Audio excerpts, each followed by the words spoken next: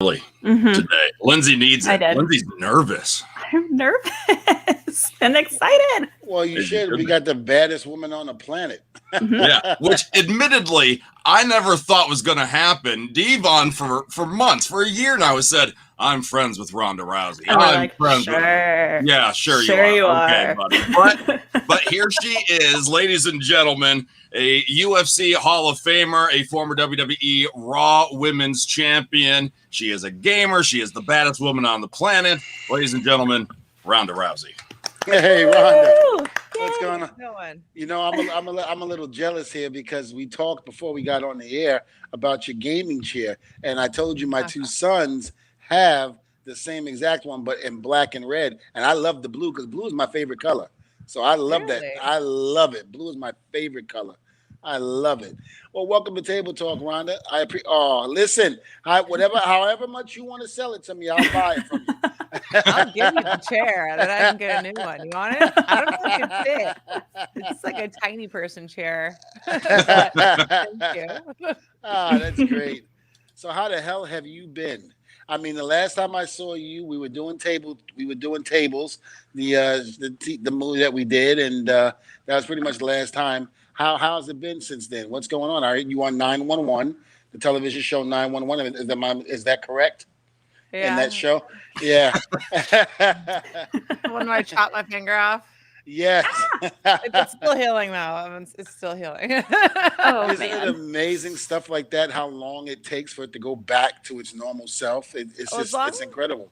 Yeah, as long as I can make a fist, I'm happy. Like, my hand modeling career was always pretty far from me. I got like a plate and 7 screws in there. Holy cow. Whoa. Yeah. It's like bionic hand. Like the 4th time I've broken my hands. I don't know. It happens all the time. No big deal. I wake up, my hands Whatever. broken. You know. Do you not understand? Oh, trust me, I do. I broke all of them. All of them. And that was just an ECW alone. Oh my God, it was brutal, very brutal. Now, Rhonda, I got a couple of questions I want to ask you. In terms of you being in MMA and stuff like that, where did you start and why did you want to do MMA? Well, I got out of the Olympics. I pretty much quit judo before my prime. You're supposed to peak in your mid-20s, and I won a bronze medal in Beijing when I was 21, and I tried to come back for the next Olympics, and I just realized that like this isn't what makes me happy anymore, which to the disappointment of everyone around me. But I realized that I had no education and no work experience, and the only thing I was good at was throwing people down, breaking their arms, and it wasn't really applicable. And I got like a cocktail waitressing job in Crenshaw. I think that's the only job to help me get there. Like, oh, you're tough, you can handle it. So I had 2 options. I either wanted to become like a rescue swimmer for the Coast Guard, where you jump out of the helicopters. I was a swimmer before judo, and I love jumping off stuff. So it seemed like a great mix. I'm great in high pressure situations, but you're like required to move every 4 years, and I just wanted to after being in judo for so long, I just wanted to live where I wanted to live. Oh, okay. So I decided I had this crazy idea that I was going to go and do MMA, and my mom said, I quote, "It's the stupidest fucking idea I ever heard in my entire life." Thanks, Mom. Yeah, basically, I wanted to try and do judo to get funding to support myself, while I was training MMA. And my old judo coaches basically told me that they would do everything that they could to make sure that I didn't get any funding from judo if I wasn't if I wasn't going to go back there and train with them full time. So I kind of just didn't have any support or anyone believing in me, and I got super motivated by that. And you know what, Rhonda? I don't mean to cut you, but it seems like when people with stories like that, they always seem to make it, especially the ones that have dreams that want to, go into something. They know what they can do and they know the potential that they have, but nobody else believes in it. And all of a sudden, they wind up being the most successful thing that ever happened.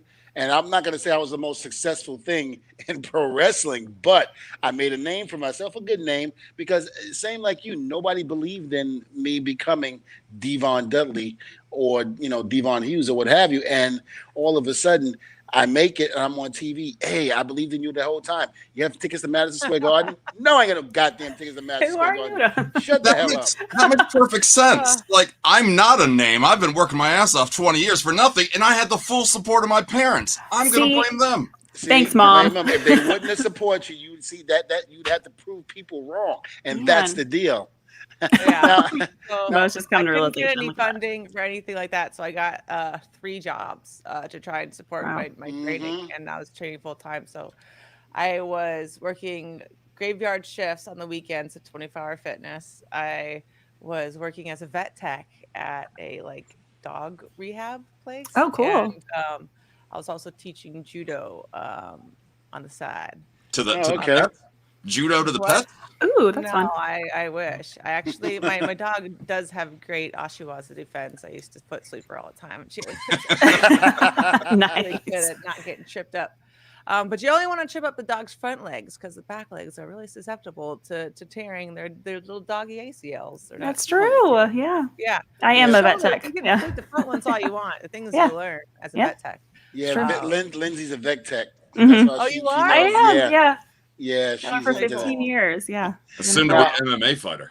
This is true. Yeah. Either that or she wants to come to the school and wrestle around in the Devon W Academy, but we'll have to see about that. Whatever. I'd go if I could. But I believe now a lot of people may know this and some may not. But your mom was in martial arts as well and very successful. Now, my mom was way cooler than I'll ever be. She was the first American to ever win the world championships in judo. And she did this. Let me summarize her life very short in a nutshell. She got a perfect score in the SATs at 16. Oh, wow. Graduated college at 19. She won everything that there was to win in judo, but there was no world championships or Olympics for women back then. So then she starts working as an engineer in the 80s. She's a single mother. They start the world championships for judo. So my mom comes back to judo. And then she wins the world championships, and then she gets her PhD. Oh, wow. Wow. So, I mean, look, Rhonda, no disrespect, but, you were put out as the baddest woman on the planet.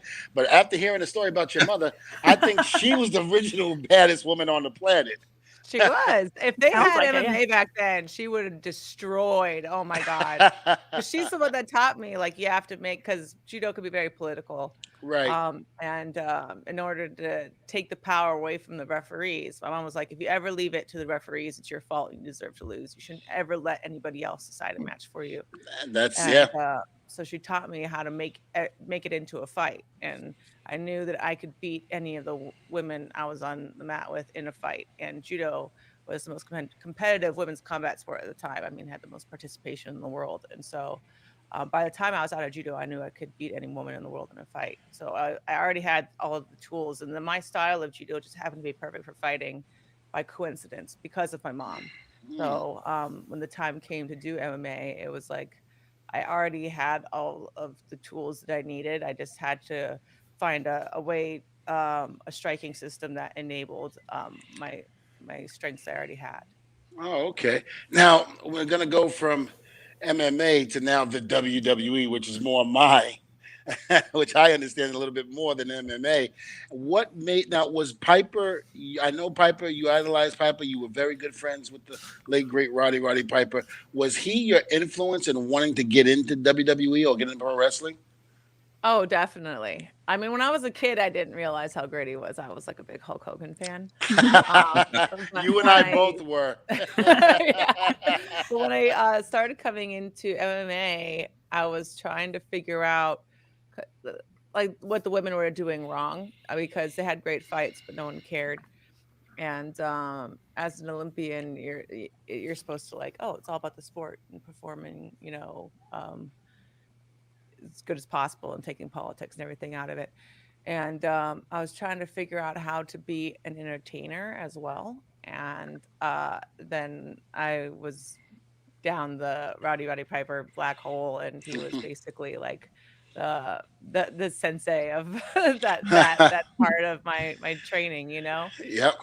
because that's the kind of thing that no one's really around to teach you, and so he had a huge influence on my life and my career.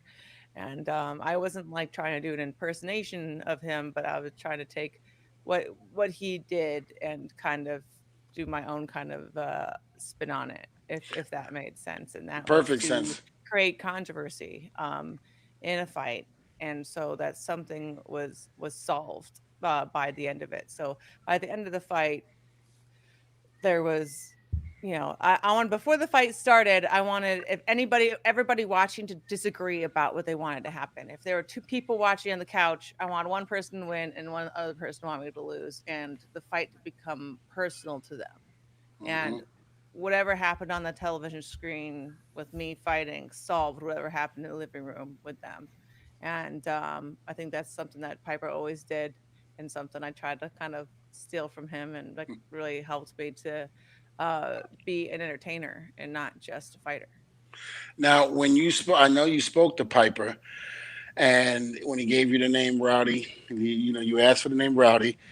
What advice did he give you if you were to enter the WWE, or because you were doing so well? I remember watching, you fight and could not, break away from you did the way you were, like behind the scenes before a fight or what have you, kind of mimic wrestling.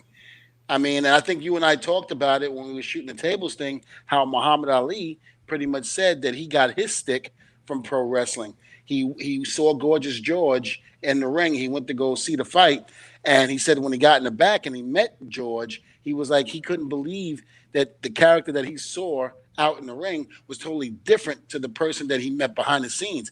And it's a show. That's exactly what it is, like you said before. And if you can get the people to really bite on what you're doing, then you got a moneymaker there. And I think that's what you did, because as far as I'm concerned, the MMA at one point, UFC kind of, I'm not saying it was going down there, but it had a spark in the very beginning. Then it kind of died a little bit. Then all of a sudden, it seemed like people were using the pro wrestling antics to pretty much sell fights. And I think everybody's doing that, from boxing to even NBA to football. I mean, they all do it because they all trash talk, and some of them are very good at it. But the thing about it is, it's what attracts the people. Would you say that that's exactly what you were looking to do, just like Piper was? Oh yeah, definitely. I mean, I wasn't trying to go and be understood. You know, I had noticed what a lot of the other girls were doing wrong is they were treating all their interviews like a Miss America pageant, and they were just trying to say everything right and make sure not to upset everybody. And I just tried to get as much of an emotional reaction from everybody as possible every single time that I had an opportunity. And like same thing, it's whether or not you would normally say something in that situation. If I knew something would get a reaction, I would say it no matter what. It was like if you're always listening to the devil on your shoulder, you're just Yeah. like I'll talk to the angel later. It's simple as that. That always seemed to be throughout my whole career. That devil wouldn't stop talking. That angel started trying to come in. It was like a clash, but that devil would always It still win talks sometimes. to you. I think Yeah, it it does. does. I ain't Yeah, gonna lie. it's- I ain't gonna lie. It does. It does. Now, your stint in WWE, were you when you came about and you came into was it different than MMA? In other words, what you felt when you were in the MMA, did you feel the same or a little different in WWE's ring from the fans and the people in the crowd? Did you actually feel a little different than what you were feeling in MMA ring? Oh yeah, I mean, there wasn't near the amount of anxiety, you know, Mm. and that's the uncertainty of what's going to happen is what causes the anxiety. I think it's not the threat of injury or anything like that. You know, like I went out in a fight and uh, won in 16 seconds against Alexis Davis. And I mean, I split this whole knuckle open, you know, 9 stitches. I burst a ganglion cyst. I'd been in my knuckle for a while. I broke my thumb in 3 places. at the base Wow. of it. Oh, And, man. you know, I was walking around giving everybody high fives on the way. You know? Like, there's something wrong. There's something going on with my thumb, but I didn't get it checked out for days. Oh my Well, God. I think the You know thing what? about There's it is, something going on there. But the thing is, it's like, I think the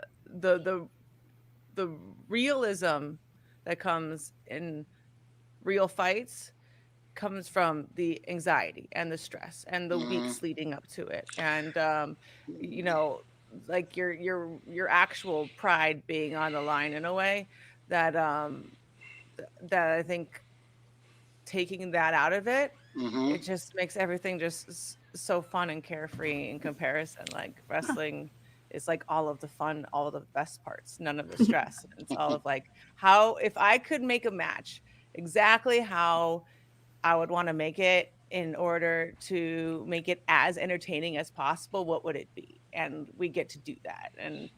And none of the cutting weight and none of the weeks of, you know, build up. I mean, you do build up, but it's like not the same. And it's just like all of the best parts. And so yeah, I think that the major difference is the lack of stress. Like I like at WrestleMania, it kind of just felt like another day. Like I wasn't like freaking out, you know. Hey Travis, what's going on, buddy? That's my man. My man, you want to fight? No. No, because I've seen you in the ring with Triple H. I've seen those right left combinations, and I posted a picture on my Instagram when me and Rhonda was hugging, and she wrapped her arms around me and hooked me, and I'd never been picked up by a female off the ground like that with so much ease. And I'm 270 pounds. I remember looking at Rhonda going, "Can you please put me down and stop?" This is hurting my man pride. Stop it. No, it's not strength. It's all like it's all judo, you know. It's technique. Yeah, this is great. On the topic of WWE, I have tons of people writing in the same question, and WWE President Nick Khan recently said it's only a matter of time, a certain point in time. When are you coming back to WWE? Oh, you know what? I actually waited until this moment to tell everybody. So thank you for asking me that. I just wanted to be prompted. So wait a minute, we're gonna get firsthand right here an answer. I love it. Right on table talk. Rhonda, I knew there was a reason why you and I clicked. God, you're good. God, you're good. Yes. I don't know what I feel like it. Testify. I'll come back and I feel like it. So you coming back? How are you feeling? Eventually. Oh, all right. I feel like it. I don't know. I would love if you do come back. I would love to produce one of your matches. I really would. I would love to be able to produce one of your matches. I mean, I was jealous at the time when you came in and when I was a producer because I was like, man, give me a Ronda, give me a Ronda. So every show I would look at, I'd be like, oh, damn, I don't have that match. Damn. Well, now I feel like I have enough pull to make requests. So yes. I'm definitely doing it. Yes. Yeah. Actually, oh, man, I want to like run some stuff past you or whatever. It's, you know, pandemic and craziness. But like, no, I keep thinking of like some new stuff I want to try. And I'm like, I need like someone like strong that understands. That I can like, okay, hear me out. Right. I love it because, you know, and Rhonda, you know, and I tell people this all the time, you basically helped me because it was at a point in my career where I was stepping down from talent to producer. And it's like when you do things like that, sometimes that inner you that still wants to get in that ring and wrestle, you're not able to wrestle, but you just produce it. And sometimes it takes a lot out of you. You're just like, damn, I want to get back in that ring. And I was kind of feeling down and out about it. And then all of a sudden, Rhonda would come to me and we would talk and she would like, you know, just bend my ear. They're like, hey, I have advice. I want to ask you some questions. And, you know, we would talk for not hours, but, you know, as long as we could in the back before the show started. And she made me feel like, man, I was like, Rhonda's asking me for advice. I love it. And was taking it. And I actually saw it performed in the ring. So it was great. Thank you for that. And then, like I told you, thank you for the opportunity to do tables. And I can't wait for us to do tables too. And I think it's going to be bigger than the first one. Oh, definitely. And no, like really, thank you. You're an amazing teacher and you have like so much to offer. And I know that you have so much to offer like as talent as well, but I think you have so much more to offer as as a teacher than you give yourself credit for. And Thank you. it's really cool to see, like, teaching your sons and everything like that. And Yeah. I can't wait till I have the opportunity to, like, take all of your, like, advice and at like directly as a producer, not like being like, hey, like, this is something that I heard from Devon earlier that I really think is cool, Instead of just us like conniving and coming up with something together, I think would be so fun. But, yeah, you have so much more to offer than Thank you you. give yourself credit for. And I think that's what happens when you're really, really good at something. When you're Mhm. really, really good at one thing, you and everyone else will pigeonhole you into like, this is what you're good at. And it really kind of Mhm. closes your mind to everything else. And like, that's something that Trav was really instrumental in helping me learn. After MMA, he like drilled it into my head and made me believe that I am more than just a fighter. And it really felt like Mhm. that's all that I am, because that's all that people wanted out of me. But that's just all that they knew that I had to offer at the time. And unless you show them something else, that's all people are ever going to expect from you. Well, I will say this: I got to meet you not only in the arenas and this and that, but we got to meet you outside of the wrestling ring and got to talk with you and chat with you, spend time with you. And believe me when I say it, you're not just a fighter. You're more than a fighter. You're a great friend. The knowledge that you have in helping out and giving advice to people, tremendous. I mean, look at me. You could have you could have took me in the back and shot me out and wait for me to put the dirt over me. But now Rhonda gave me that boost of energy, and it was good to go. I thought you were saying because I like dragged you to like a remote location in the woods. That's what I was thinking. Well, I really could have just like brought him out there to kill him, and he oh, just was Okay. completely trusting. Like, listen, no, it's gonna be great. the worst part for me about that is that goats aren't supposed to be that damn big, okay? And They're that fat goat goats. was almost looking at me eye to eye. And then, not to mention, Rhonda takes me into the mountains in the woods, and I'm just like, okay, where am I going? And it's this one single board that you have to cross to get to the other side. And the goats are just like, no problem. They just going, going, going, going. And next thing you know, I start to get on the board, and two of the goats who were lacking behind was like, "Well, I'm gonna go knock Devon off the thing." I was like, "Oh shit!" And I'm like, "Oh shit!" And I'm like, Rhonda, I was like, "Please stop the goats." She's like, "Devon, you're fine. It's okay. It's okay. Don't worry." I mean, these goats were huge, man. We had a great time up there. We did shooting, and it was great. It really was. Thank you, Rhonda, for having me out there and doing that. Oh, no problem. I'm glad you followed me with an axe into the woods. And I'll be like, hey, Dave, now that you're here, chop this table. Any new animals on the farm? Well, we got Aloy, who's new dog. So dog number Oh, 4, okay. which I was thrilled. He's not really letting me get any more animals. Oh, except for we do have a new cow, a new Uh-oh. heifer calf that is around Okay. the same age as Myrtle. Her name is Bonsai. We're gonna breed both of them. They're both full blood Japanese Wagyu. So they're gonna be permanent residents here. Fun. And Oh, I yeah, can't I'll wait to be. meet them. Oh, well, there's some sweethearts. Did you try any of our Wagyu while you were here? No, I didn't. Oh, we Uh-uh. gotta change that. Yes, We well, gotta next change time I'm that. out there, we definitely got to do that. Absolutely. Oh, well, thank you. What new projects do you have going on now? Oh God. Um, I'm doing well, ESPN announced that I'm doing like like kind of like my version of Peyton's Places. It's called Okay. Rowdy Places, where it's like I go like interview different people about combat sports and combat cinema history. Okay. And I think we actually did anyone reach out to you yet? Because actually we wanted to come and talk to you and No, go see no, the old I'd be, well, we're going to be reaching out to you. I'm yes, I gonna would go love see to like do the it. old ECW arena and show me like where everybody bled. Yeah. And things Hey, like that. you see my Take a look, forehead. the whole You see my, thing. You're yeah, right. you see my forehead. That's where most of the blood was spilled, right in that ECW ring. That's a badge of pride. So yeah, it's the kind of thing it'd There be you like, go. so expect for us to reach out, but for like us to go to like the ECW arena together All and for you right. to like tell me about the things that happened there and like Mm-hmm. stuff like that. It's more of like sports history. Boy, let me tell you, if the walls can talk in that place, oof, man. I know that's what we need you for. So that's exactly. sort of, God, what else is going on? Babe, can I talk about Browsy Acres? Not yet. Okay, so Browsy Acres. Boom. Wait, so much hair. Oh, bet we're first. Browsy Acres. So me and Chav have been raising the full-blood Japanese Wagyu for a couple years. Mm-hmm. And it's like completely changed our lives, actually being able to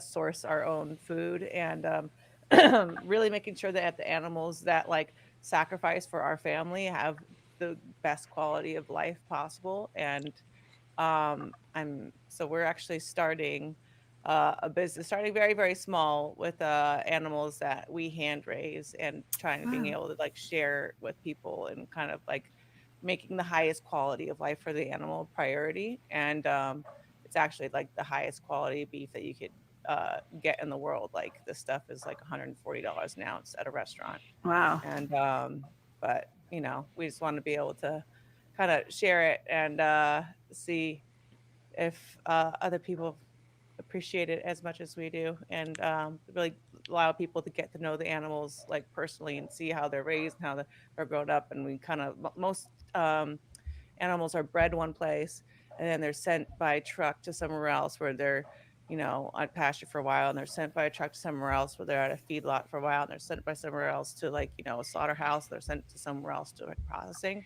And so we're trying as much as possible to take all of the stress out of the animal's life basically, and have them always be with us, always be used to being handled, never stressed out. All of them are like, you know, like massaged, brushed, everything, like all like every single day.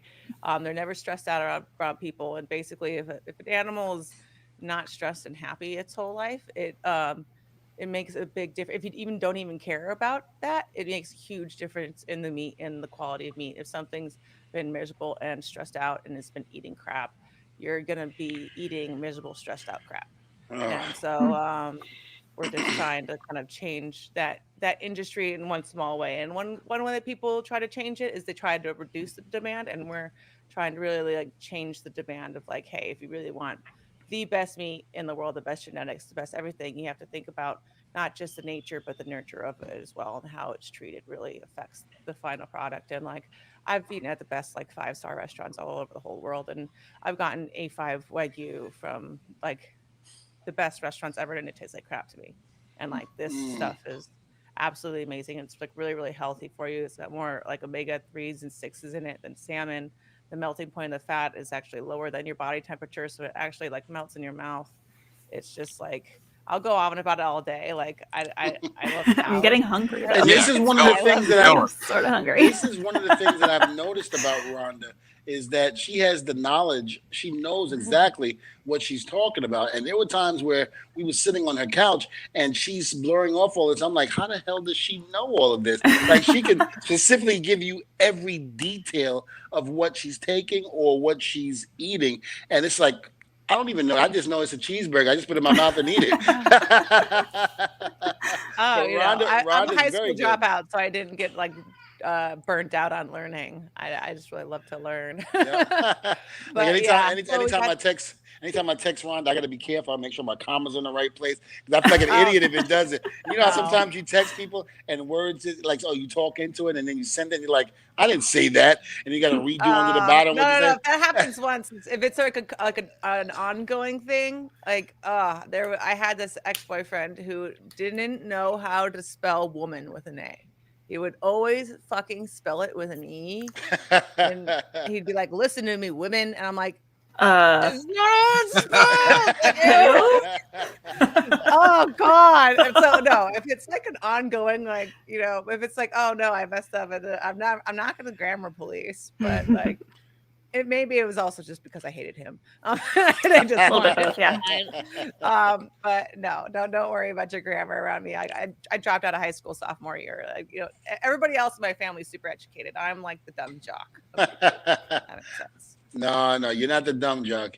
You are the beautiful jock. I just want to say that. Ah, And I'm not thank just trying to you. get brownie points. I've told you that before. So just know that I said that. It's And great. yeah, and then also we got the gaming, which I had to take a little hiatus for renegotiations and stuff like that. But I should be getting back into it soon. Which I like hated not streaming for as long as I was because I was beating so many great games and like I couldn't like share it with anybody. Have you guys ever heard of Nino Kuni? Mm-mm. So No. you know what Studio Ghibli is, right? Though. Mhm. Mhm. Yes. So they made like basically like a Pokemon game, like with all of their animations and their story and everything. Mhm. Oh, And it's absolutely amazing. You should try it. And I yeah, I like not. was really sad when that one was over. I started playing the sequel, but it's not like turn based, but it's still really, really cool. I'm like a lot of people don't like it so much because it's so different. But yeah, I've just been playing all of these great games and I've just been experiencing it alone. And I Oh, really miss I it. wanna- So I'm really happy to getting back to streaming as well Cool. again. And I'm sure there's a bunch of other things going on that I just there's so much going on at once a lot of the time that I just focus on one thing at a time. And so Yeah. yeah, I'm just That's all you really Okay. can I'll do. think of Yeah. something right after the call. Like, oh yeah, I forgot there's 50 other things that we're doing. All But right. just hanging out, basically. Me and Mr. Brown are hanging out. Mr. I love it. Absolutely love Mr. it. I Brown, we're just rubbing our cows and talking. I have one more question from a young lady from Melbourne, Florida. Her name is Jen. Jen and her friend Alicia. They were one of the questions was who did you like to work with the most in WWE? Ooh, who would I like to work with the most? Or who did you feel like you had the chemistry with the most in WWE? Who did I have chemistry with the most? Yeah. Mm-hmm. When you were in the ring. Well, in the ring, I mean, given the fact that we never worked together before and that we had a day and a half to put the whole thing together, I really think that me and Charlotte had a lot of great chemistry. Okay. But Natty, we had less time. That was my first match ever on the fly. And I was literally crying in the match because I was so afraid. And we just made it part of the story. But like the fact that we were able to actually just make up the match as it went along, I think that we had a really special kind of chemistry. Okay. That I would really love to actually have a match that we can really prepare for. But I think the one person that I'm like capable of doing almost the most with is like Naya, because she's like really, really strong and I don't have to worry about hurting her. Yeah. So like I feel like I've had some like great matches with her. I'm really glad that my first like singles was with her. But I think we've also kind of like gone through that storyline already. We've kind of like done all of that we could at this point. But I would really just from like watching like I really like having like someone like really strong that I could work with that I can like use as a base, but that can also base off me. And I would love to work with Rhea Ripley. I like feel like I'd be able to like do some really Okay, cool I can stuff see that. with her. Whenever I work with somebody, I think of like what is it that I could do only with them and they could do only with me. I try to think of one thing that we could do that is entirely unique on our match and that only we could do. Which I feel like there's a lot of things that I could think of for me and Rhea. But Bianca too, honestly. I mean, they're both like really, really strong chicks. Yeah. That I still feel like I could lift as well. So I think like finding that I think I would have like the most options with them. And I'm just so glad there's like some like new faces and blood coming into the division as well.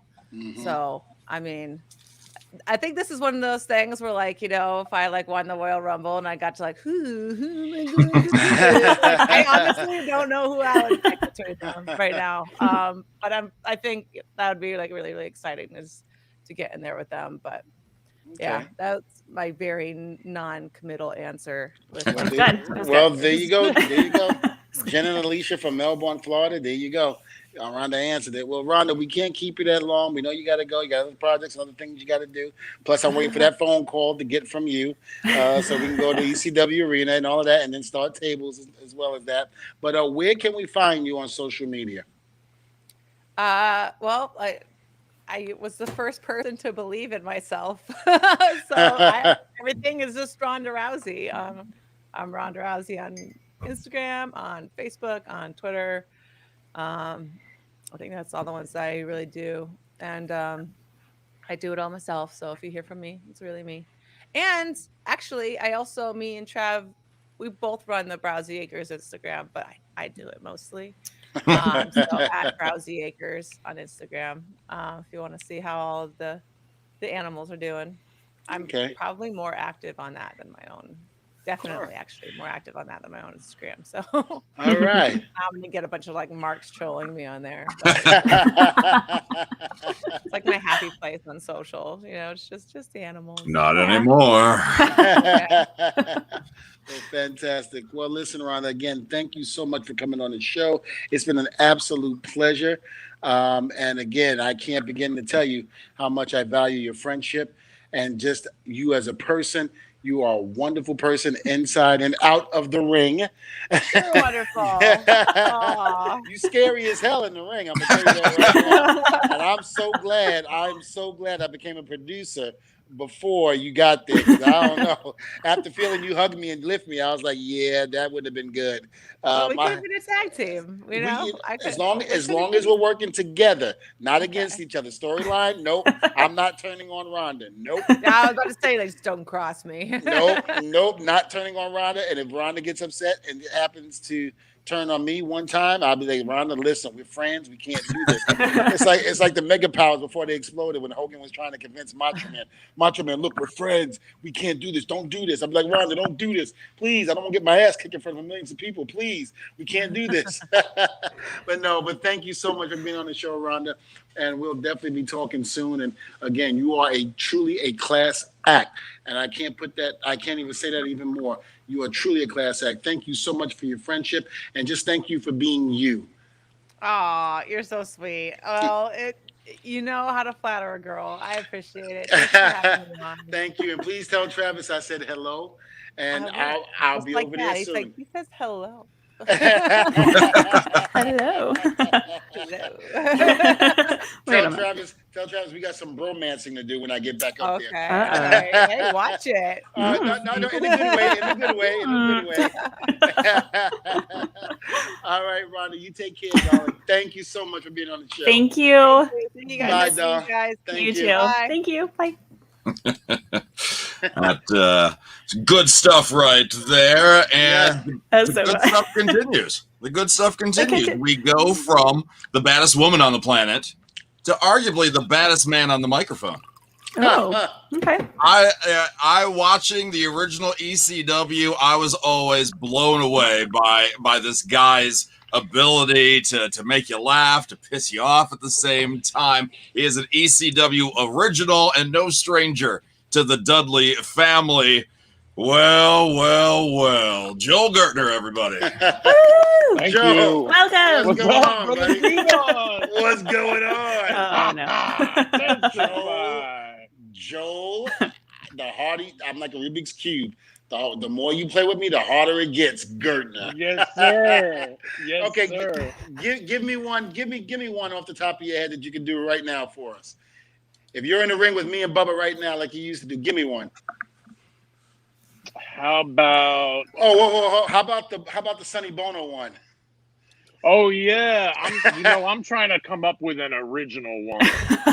How about putting him on the spot?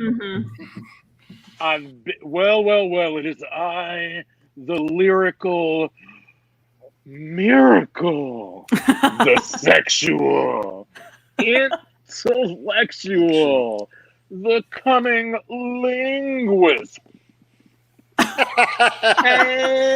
the quintessential stud muffin.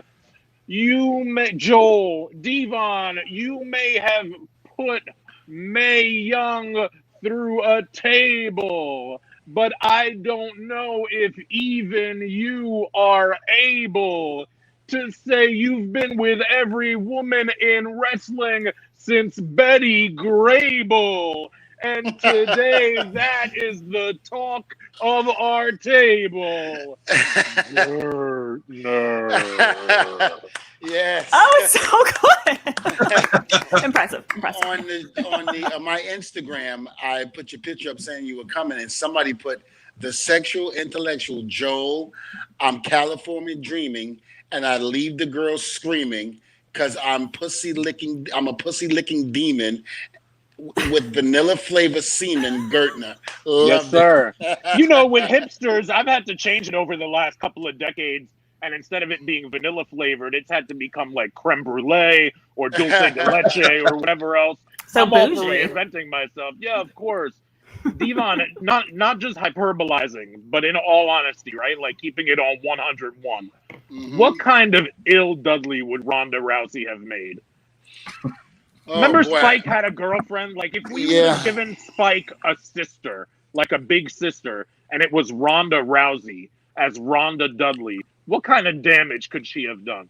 Well, I'm going to say this. I would have had Ronda with us because you don't want to see Ronda on LSD like Spike was. I'd rather give Spike Nicole Bass. I think that would have been something right there. And leave Ronda with me and Bubba. That would have been great. It really would have been. I wish Ronda was there back in the ECW days. I can only imagine the storyline that Paul Heyman would have had for her. It would have been incredible.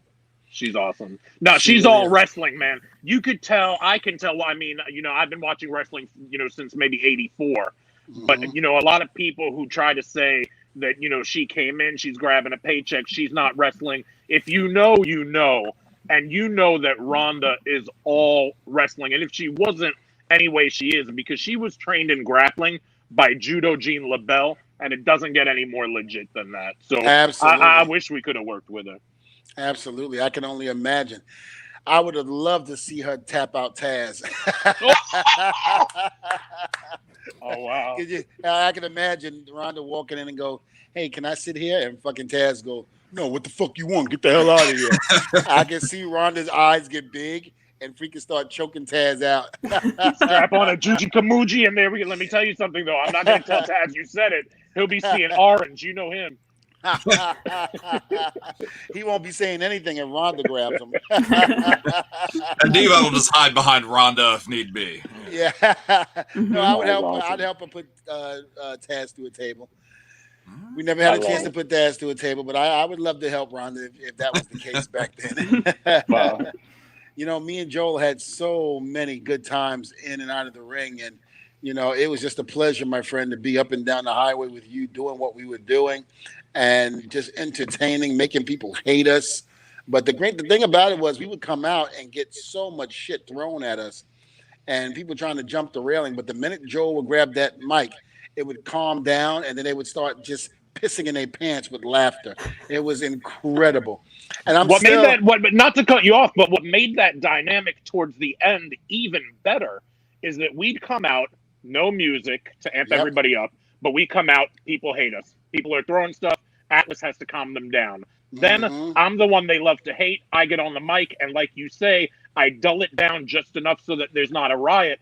But in the second half, in the later days, we would have Bubba take the mic from me and him get on the mic with a completely different kind of hate and vitriol. Right back up. And that's when that's when we started really trying to worry about riots and stuff, because like you say, it would ramp right back up. Mm-hmm. And I think the one that best suits that was the one where we almost got booted off a pay-per-view when he called some Hawaiian guy the F word, not the fuck, but the excuse my French, I don't want anybody to get insulted, but he called him a faggot in a Hawaiian shirt, and then told this mom that was sitting in the front row that her daughter that was right next to her was going to have 9 inches of black dick up her. Yeah, that was our kind of table talk. That's what you talk about. Hold on, look at Lindsay. Wait a minute, look at Lindsay. She's still drinking. I will continue. Keep going. Oh, it was so good. It was so good. I mean, we had such good times. And the thing about it was, I don't think we realized just the effect that we were having on people. I knew we were entertaining them, but how years later people would still be talking about it, and they would, tell us how entertained they was, and how if they were having a bad day, they would turn on ECW, watch us, and everything was just magical again. I think that was the most important thing out of all of that. We were able to touch people even after we were done years later on the wrestling scene with ECW. ECW was so magical.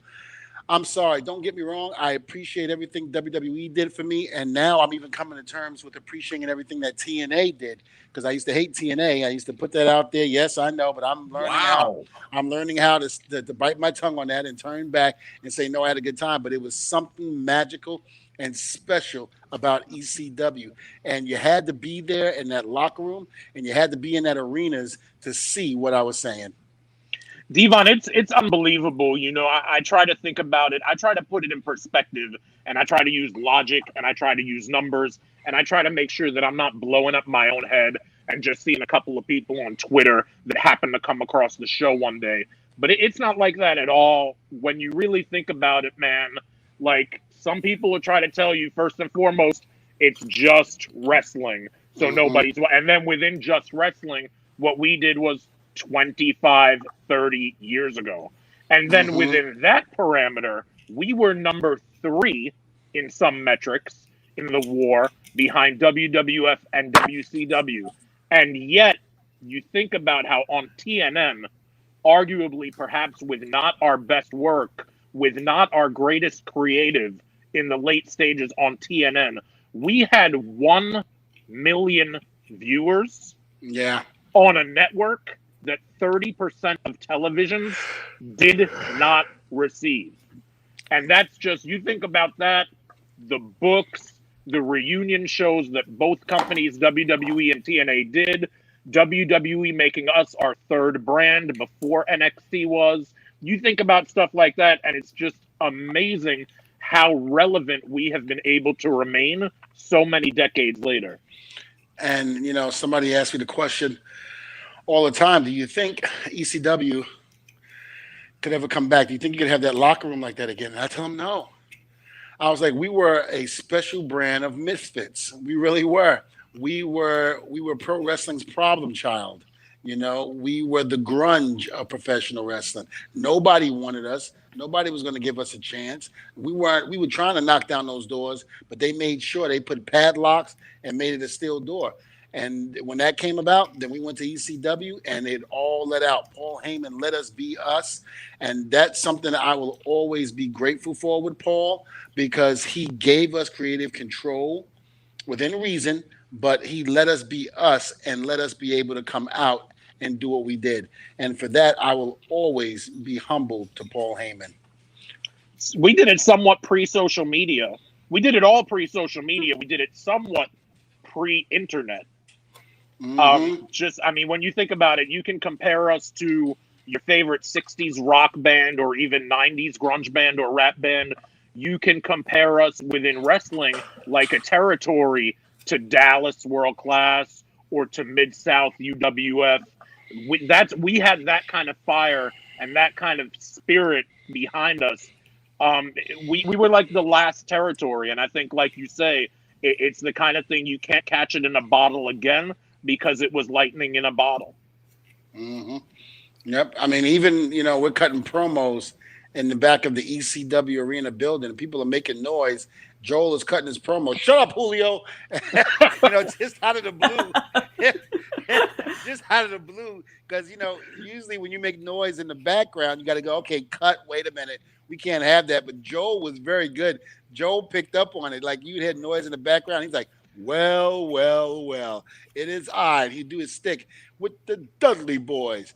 And now with the Eliminator, shut up, Julio, because, it'd be some whatever. And Paulie would be in the back to amplify it even more, breaking bottles in the back, throwing it. So it make it look like Julio was mad in the background. It was freaking phenomenal. D, you got to save a promo like that every once in a while because it's 4:45 in the morning in Dudleyville, and you're just trying to get to Denny's and have dinner while everybody's having breakfast. That's it. And we were talking about that last week with Francine on how he had us at the arenas until 4 or 5 o'clock in the morning, and then he wants us to be like, you know, vibrant and rejuvenated. Meanwhile, we're like trying to keep our eyes open and all of that. And I'm just like, Paulie, you want us to be all upspring? We just got finished wrestling a war. Then we sat around waiting to do our promos, and now you want us to be, hey, here we go. But we did it though, and that was the thing, because it was the love that we had not only for the business but for the company, and we believed in so much in what we were doing, and we weren't trying to take WWE spot. We weren't trying to take WCW spot. We just wanted to make sure that people knew that those 3 letters ECW wasn't just some indie promotion, but it was something that was going to help change the face of pro wrestling. And you know what? We did, because I don't care. In many ways, no, I don't care what anybody says, and I get goosebumps just thinking about it. We set the tone for the Attitude Era. There would be no Steve Austin drinking the beer, coming to the ringside if Sandman didn't do it first. Trust me when I say it. When it comes to the love from the fans, when it comes to the support, the loyalty, the brand recognition, and the halo effect, I gotta be truthful, man. We may not have been looking to take WCW's spot, but we got it, man. Because look, nothing against anybody who went through WCW. It's not their fault. They're not to blame. But I mean, the argument I'm making is, look how WCW wound up going on in legacy form within the WWE narrative. And then look at how we have become kind of under that umbrella, a more cherished and a more popular brand. It's just, you know, we may not have been looking for 1 million followers. We may have been happy with 600,000 or 700,000 because who gets TNN anyway? But we just, you know, when it was on all cylinders, it was there, brother. Yeah, it was. And I was so happy to be a part of that. And so happy to share a ring with you, my friend. Thank you, man. So happy. So happy. It was fun times. It really was, and you know, it'll never be duplicated again. I wish it could be, and I wish I was 20 years younger so I could enjoy it. My body's so beat up with arthritis and all of that because of all the bullshit we did over the years. And people ask me, they go, "Would you take back what you did?" Hell no. I said, "Look at what we did, and look at how we changed the professional wrestling." And again, I can't help from keep saying that, but it's the truth.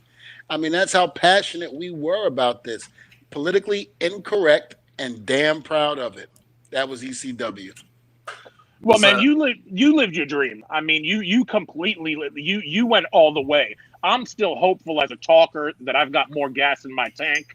And at 45, I think of what Paul is doing now at 55. I think of what the guys like Heenan and Freddie Blassie. Like, I'm just hopeful for what I might still be able to do in the next 10 or 20 years. But you don't need to worry about that, D, because you went from somebody as a child who subscribed to WWF magazine and it comes to you every month in the mail with your name on it. And then later on, you would go on in life as a world tag team champion and you'd be on the cover of WWF magazine. So you've already gone all the way from 0 to 10. And that, I think, is to be commended. Here's what Joel Gertner is pointing at. When I got to ECW and I met Joel, we were talking one day and I said, yeah, I got all of these magazines that I had when I was a kid.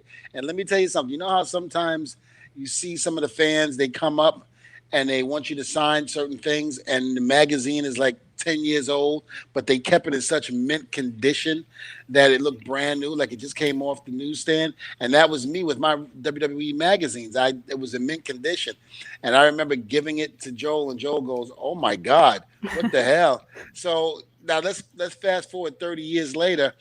I'm watching, I think it was Instagram. He's doing a live feed and all of a sudden those same magazines he's selling. And I'm looking at him. I go, wait a minute. Those are my magazines. Oh, no. I said, wait a minute. No. So I type I type in and I go, I better get a percentage of that money. Oh, no. Shit, the shoot of it all. I paid $9.95 for that shit. Devon is ribbing me on the square, something ferocious. Yeah. The truth of it all is Devon was there for the auction, and there were some WWF magazines, but not his. Devon has entrusted me, and he must like me. Devon has entrusted me with his personal magazines so that I would store them and watch over them, and he would have more room in his home with his family. He knew he could trust me with them. So I have stacks full, and this is why I referenced them before, because they were on my mind, of WWF magazines that were originally sent to Devon's home through subscription.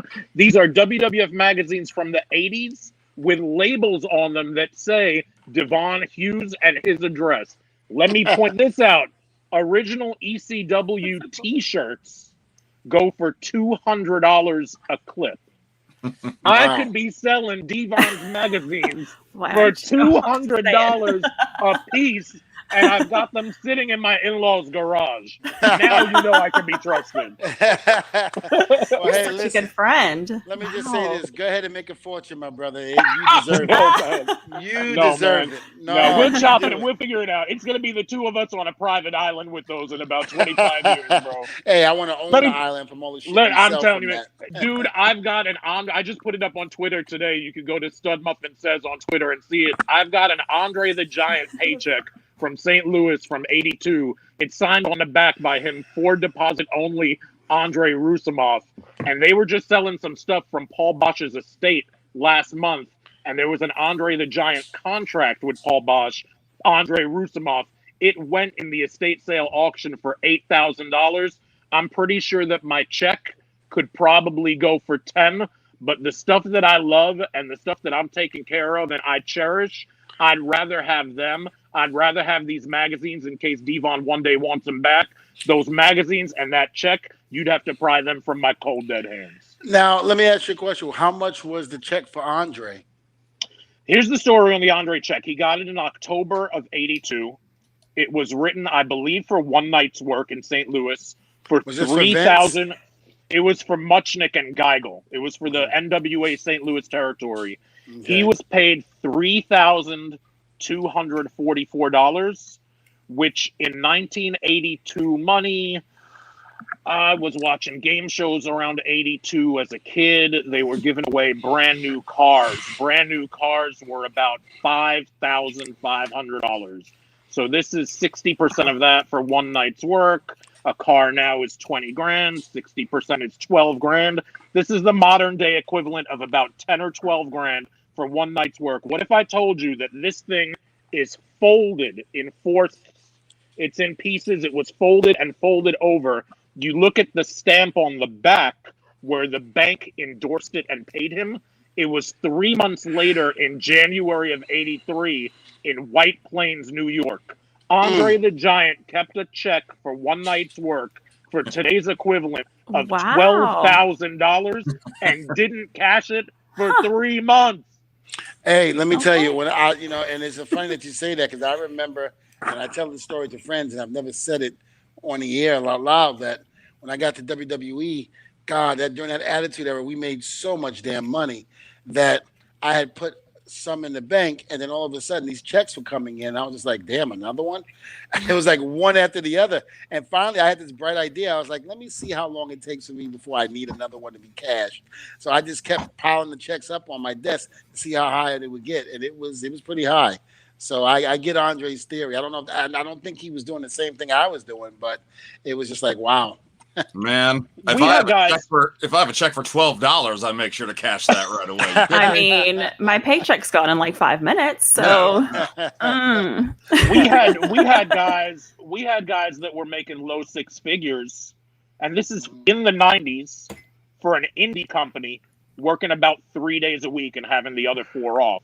We had guys making six figures easy, a handful of them. Dude, I wasn't even in the ring, man. I was a manager, and I remember there was a time where we did well at the casino on the roulette wheel. We did something like we turned $40 into $4 grand, and I had the $4 grand in $100 bills. I had a stack of like 40 $100 bills, and this was in like 98, 99. I think maybe 99. We were about to go on TNN. I had that stack on the TV, and every time I needed money instead of an ATM, if I was going to the mall, I needed to buy a new suitcase, whatever, I would take $100 bills off of this $4,000 that we made at the casino because we were getting ECW checks on top of it. I mean, I can't imagine the money that you were making at WWF. Oh, it was insane, and I'm not gonna put it out there, but it was insane. I mean, to the point where I was like, I had to pinch myself a few times. I was like, I can't believe I'm making all this money. I mean, it was freaking incredible. And you got to remember, the Attitude Era was the most successful era of all time. So you can imagine the money that was being generated during that time. It was, I mean, again, a millionaire like over and over again. It was incredible. It really Wrong was. career choice. Should have been a wrestler. Should have been a wrestler. The mid '80s is the only thing anymore. that compares. The mid '80s is the only thing that compares by certain metrics, but I think you win. I think you're right because, man, you look at some of those Steve Austin T-shirt sales and Rock T-shirt sales. Steve Austin didn't need to get paid for working; he could have lived off of his T-shirts. Yeah, I mean that Austin 316 shirt with the skull and without the skull, just the black with the Austin 316. I could only imagine how much money he made on those. And the NWO shirt, man, you saw that everywhere. Listen, we're not talking about a couple of hundred or a few thousand. We're talking a couple of few million. I mean, that's how much money back then was really being generated. People understand. I try to tell the guys in the locker room all the time. You know, I'm like, man, listen, the Attitude Era was phenomenal time. The money, just everything that was going on during that time was just incredible. I mean, you had to really be there to see what I'm talking about. But you tell them like, hey, this was a really great time. Sucks to be you. You missed out, kid. Sorry. I was like, your mom and dad should have conceived you a lot earlier. Because you would have had the talent to be back there in the Attitude Era, but man, you just missed those paychecks. Good times, really, really good times. Of course, nowadays, Joel is playing the stock market, you know, following his socials. Guy's giving advice every single day. So you want to make some money, follow this guy. Yeah, I need to talk to you about that, Joel. I started wanting to do that as well. I started getting into the stock and do different things. And we'll talk more off the air, but my God, it's such a beautiful thing to do once you have the money to be able to go in there and do it, and how you can really make your money grow without doing anything. I can be sitting on my fat ass right now just waiting for the money to grow. Do you want to talk like, for sure, like you want to talk about just ancillary and residual income? Like you want to talk about how Steve Austin could have lived off his T-shirts and put the wrestling money away. You know, Jay Leno's another guy. Football players do it a lot. I heard Rob Gronkowski had a gimmick. But Jay Leno had an interesting gimmick when he was doing the Tonight Show on NBC, and that was his multi-million-dollar contract. He also had the freedom independently to take gigs, like he'd be at the Borgata, like Seinfeld does or whatever, and he would still work comedy clubs. Maybe he gets like $5 or $10 for each one. He would live off the stand-up comedy money, and he would put the NBC money away. Wow. Which is just, just tremendous. Unbelievable. Yeah. So if you're smart with your money, I mean, if you're blessed and you're fortunate in this life, you're still not always. In some circumstances, maybe you have an inheritance, you come from royalty, rich family, trust fund, whatever. But if you don't, if that's not your deal, and if you're just working hard and trying to work smart and work fun and work less, you can still make a lot of money, and you can have that oak tree, right? Somebody sits in the shade 10 years from now because they planted an oak tree today. You can have that oak tree, but nobody's going to give you the tree. They're going to give you the seed. Mm-hmm. And that's important because the seed is not that hard to find. It's money that you can scrape off of your own money. And what you do with it is completely up to you. Mm-hmm. Devon, so you understand, basically, if you take the Viagra now, in time, the 9 inches will, never mind, you know. What? Yeah. Listen, the 9 inches will go to 15 inches, trust me. Oh, okay. And it'll stay that way, too, because, brother, listen, if I take Viagra, I'm killing somebody. I'm telling you that right now. I'm killing somebody. We're talking about stocks, Devon. Stocks. So am I. So am I. I don't. Honestly, I don't understand stocks at all. Keep drinking, Lindsay. Don't worry about it. Cheers. Cheers. Oh man, this is great. This is really good table talk. I love it. This is great, Joel. This is a good table talk. It is. See, we start talking about 9 inches, and Lindsay gets upset and starts pouring more wine. You gotta love it. Look at her blushing right now. She's so red. What? No, it's my suntan. Your ass. The sunburn. It's no blush. Oh, goodness gracious. Well, Joe, we can't keep you. We'd love to keep you and come on the show, but where can we find you at social media? Thanks. Yeah, Twitter is Stud Muffin Says. Wow, there goes one of my earbuds. Oh no. The sky is falling. Oh no. That must be Lindsay thinking about stocks doing that. Sorry. Not the kind of stocks that Devon was talking about when he misunderstood Mo. But... I'm just confused all around, so sorry about the earbud. No, you're good. No, you're good. You're doing great. You're confused like Lucille Ball. You're confused like a fox. So Twitter is Stud Muffin Says. Instagram is Quintessential Stud Muffin. YouTube channel is Joel Gertner.